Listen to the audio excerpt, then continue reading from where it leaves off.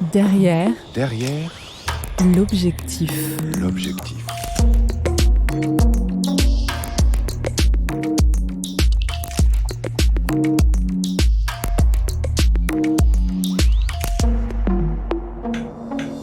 Derrière l'objectif. Eric dit souvent moi je préfère mourir dans ma maison que de rendre mes armes. Donc il est prêt à se battre en fait.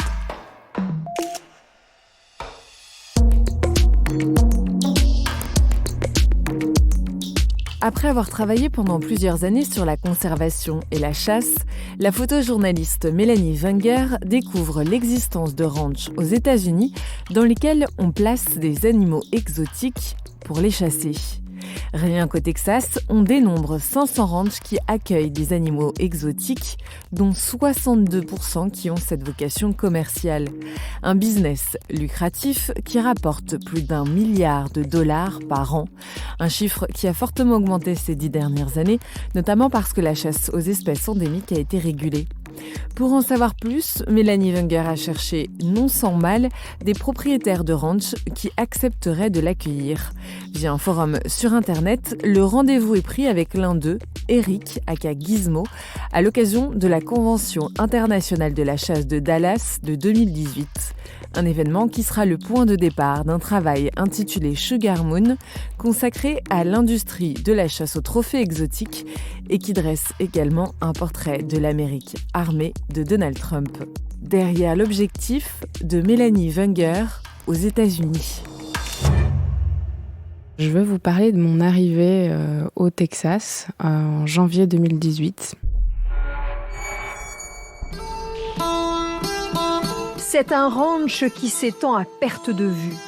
Une plaine où courent 10 000 animaux. Des springboks, une antilope de l'Ouest africain. Des zèbres, il y en a une quinzaine. Des buffles blancs, des animaux rares. Des gazelles, des oryx d'Afrique du Sud. Des vaches aux cornes immenses. Au ranch, les proies sont choisies sur catalogue. Jason Molitor est le directeur. Notre antilope, appelée Black Buck, coûte 3 000 $, soit 2 500 €. On a du gibier entre 1 220 et 32 000 € la tête. Dans le ranch, ce week-end, une dizaine de chasseurs. Jeff Hinkle a payé son séjour 850 €. La proie de Jeff Hinkle est cette antilope originaire d'Inde. Ça fera un très beau trophée. Les cornes, le pelage coloré. Oui, bon tir. Je l'ai eu? Oui.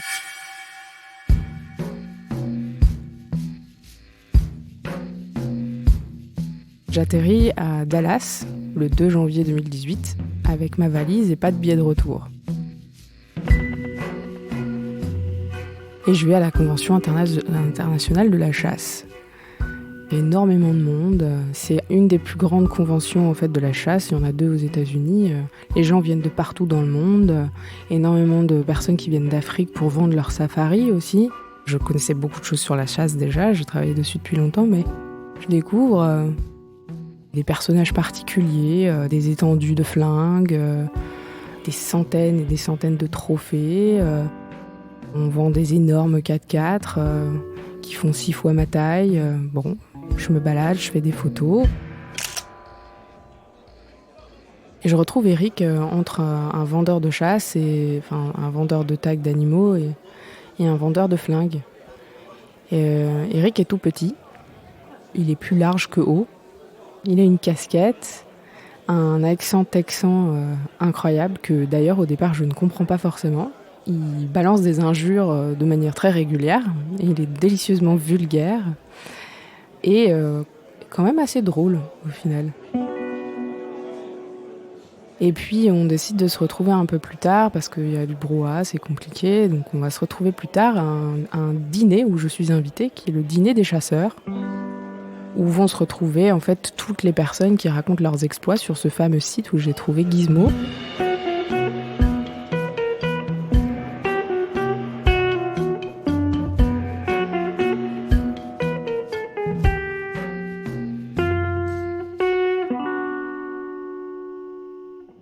Je débarque le soir à ce dîner et Eric arrive, on papote, tout se passe bien et puis on se dit demain rendez-vous le matin dans la banlieue de Dallas et il me dit écoute, je te prends dans mon 4x4 et puis on va au ranch quoi.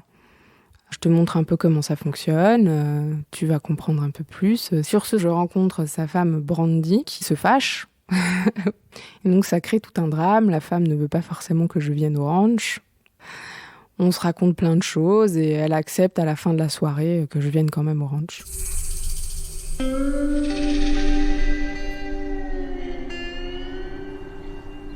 On se retrouve le lendemain matin, il arrive avec une remorque chargée de mouflons.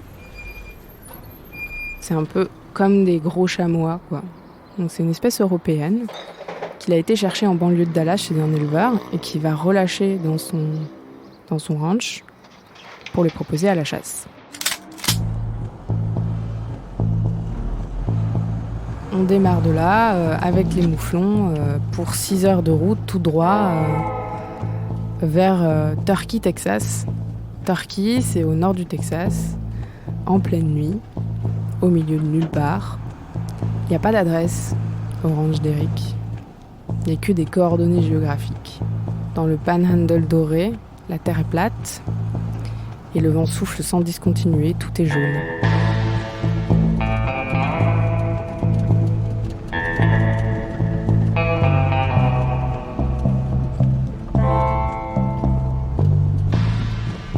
Là, il a un ranch immense avec des terres gigantesques où il a placé de hautes clôtures et réintroduit 120 différentes espèces de partout dans le monde. Et là, il propose à de riches clients de venir chasser le bison, l'oryx, le bongo. Alors on peut chasser de tout aux États-Unis, sauf des gros chats. Donc on peut pas chasser le lion, on peut pas chasser le tigre et l'éléphant.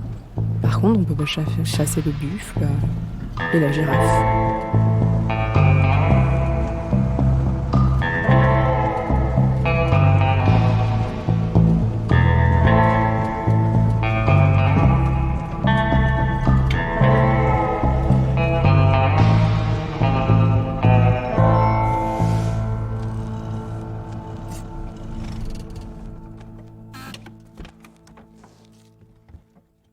À ce moment-là, quand on arrive, je me dis j'ai pas forcément d'issue. Et donc je m'aperçois que Brandy doit rentrer dans leur autre maison qui est à 2 heures de là. Donc elle prend le 4x4 et elle s'en va. Donc je me retrouve dans un ranch où il y a personne d'autre d'ailleurs, enfin vide, avec Eric. Donc il me dit si tu veux, tu peux aller dormir dans la petite chambre qui est à l'étage. Ou alors, donc dans le ranch, il y a 2 petites maisons. Il y a la grande maison principale de famille, et puis il y a une espèce de bunkhouse. La bunkhouse, c'est un peu là où vont les chasseurs, les autres chasseurs, quand ils viennent dans leur virée de chasse. Il y a aussi un truc avec de la glace, des trucs à boire, etc. Et donc, je choisis la bunkhouse, qui est un tout petit peu à part quand même, et qui, je vérifie très vite, ferme à clé. Il me dit, voilà, cette semaine, il n'y a pas de chasse. Mais je vais te montrer comment ça fonctionne, on ira voir les animaux, on identifiera les animaux, etc. Mais je sais que j'ai besoin de cette semaine, en fait, pour pouvoir négocier de rester plus longtemps et éventuellement, plus tard, avoir des chasseurs, etc.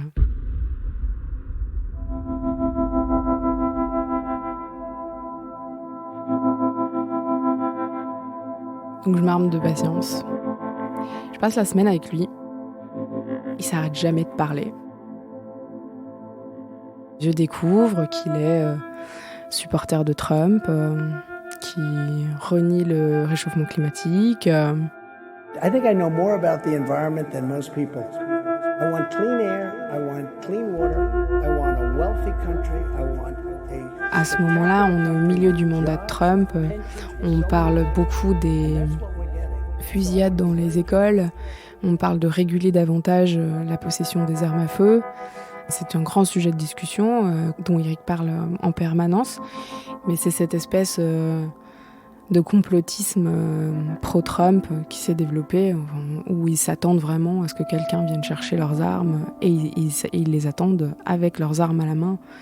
Eric dit souvent moi je préfère mourir dans ma maison que de rendre mes armes. Donc il est prêt à se battre en fait. Il attend que ça, quoi.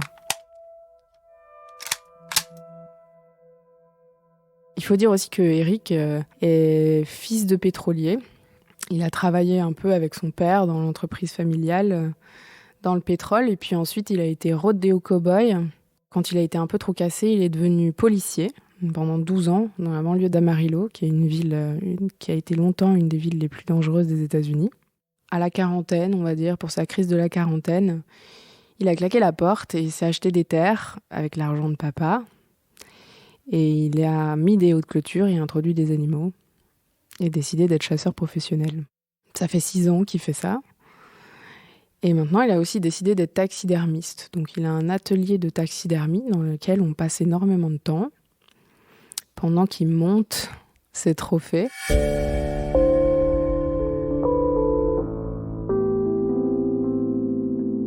J'apprends à passer la journée à boire des bières. Je commence vers 9h du matin avec lui et ça finit à 2h du matin avec le whisky. Et plus il boit, plus il parle. Ça se passe comme ça. Des jours et des jours et des jours.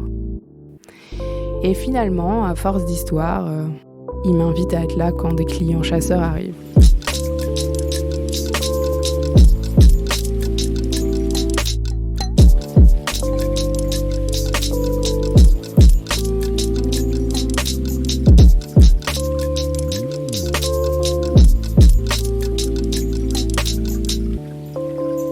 Il se trouve qu'en fait, ce sont 2 clients, 2 vétérans de l'armée américaine.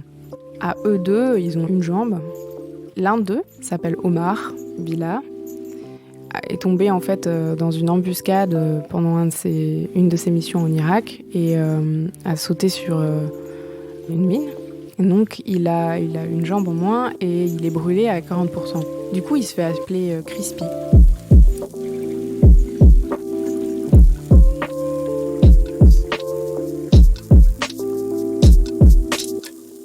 Ils décident d'aller chasser l'un le buffle et l'autre l'oryx. Mais pour que ce soit un peu plus fun, ils décident de chasser à l'arc et en voiture. Donc en fait, ils passent toute la journée à se balader en 4x4. En fait, c'est des petits buggy. Dans les terres, on monte, on descend, on regarde les animaux. On trouve pas les buffles. Ça prend un certain temps avant qu'on trouve les buffles. Et une fois qu'on trouve le buffle, il faut décider quel buffle. Alors ça, c'est Eric, le chasseur professionnel et le guide de chasse, en l'occurrence pour là, qui va décider. Parce il élève les animaux, donc il sait quel buffle, à quel moment peut être supprimé.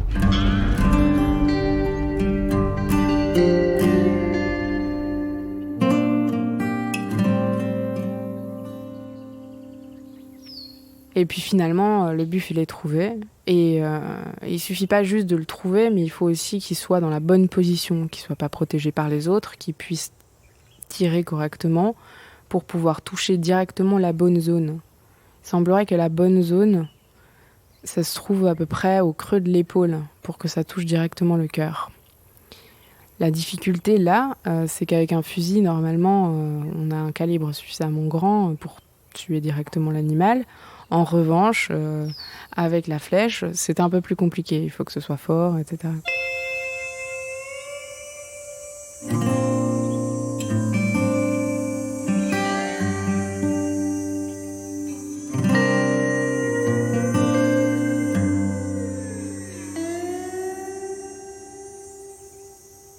On finit par être du bon côté. Évidemment, ne vous imaginez pas qu'on est en train de marcher.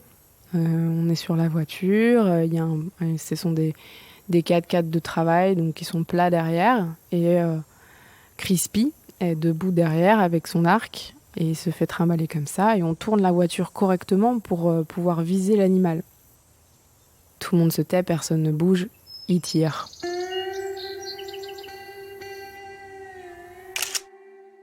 Moi, j'essaie de prendre des photos de ça. C'est vraiment très compliqué de photographier un chasseur parce qu'en fait, il se passe quelque chose, mais on saisit pas, quoi. L'animal est très très loin, l'animal tombe, mais on voit pas.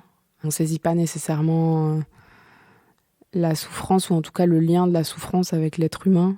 C'est impossible de traduire ce ressenti au moment où l'animal tombe. C'est un moment très particulier où la haine et la surprise se mélangent. Mais le moment qui suit ça est encore pire parce qu'en fait, le buffle se lève et court.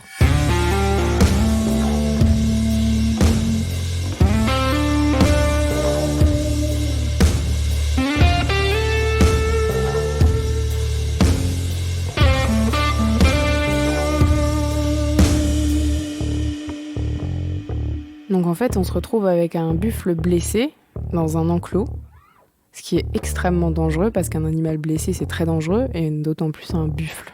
Parce qu'il va être très énervé, il peut devenir très violent et très agressif, et il peut charger, et un buffle qui charge un 4x4, c'est pas sûr que ce soit le 4x4 qui gagne. C'est un peu la panique. Il décide de se retirer un peu et de le laisser se calmer, et de revenir plus tard dans la journée.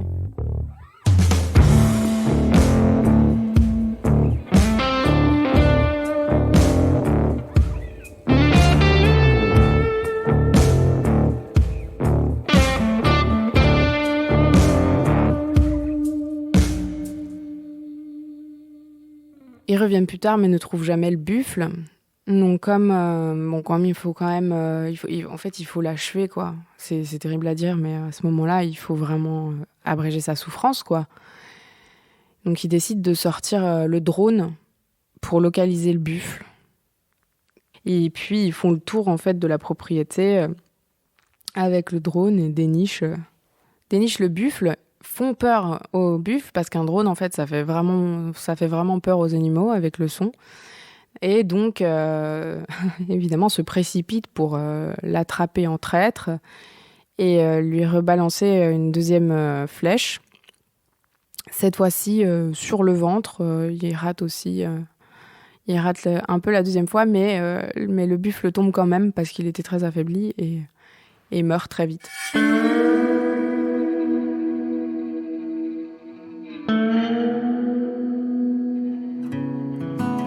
Finalement, ils descendent du 4x4 une fois que l'animal est mort, et tout le monde vient se mettre en cercle autour de l'animal. La première personne qui doit toucher l'animal, c'est le chasseur. C'est une règle, parce qu'il y a une sorte de règle comme ça qui fait que le premier qui touche un animal qui vient de mourir récupère son âme.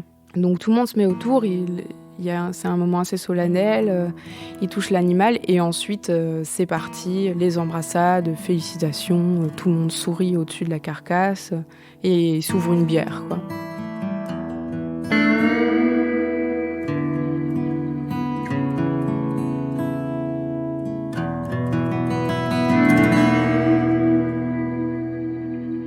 Tout le reste de la journée va être fait autour d'un animal mort qui est en train doucement d'être dépecé par Eric pendant tout le monde boit de la bière, puis du whisky, jusqu'à 2h du mat'.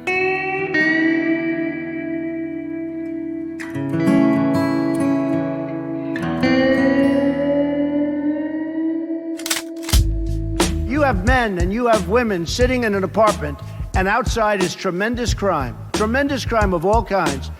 And they need to be protected. And you know the only way they're going to be able to protect themselves. And if you take that gun away from them, it's going to be a very unfair situation.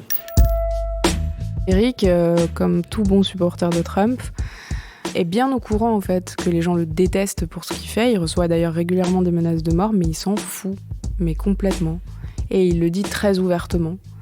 Il fait partie en fait de cette génération de pro-Trump après l'élection de Trump à la présidence, qui ont complètement perdu toute inhibition de leur pratique en fait. Alors évidemment, on est dans une culture de la chasse du sud des États-Unis et c'est quelque chose qui n'est pas si exceptionnel que ça.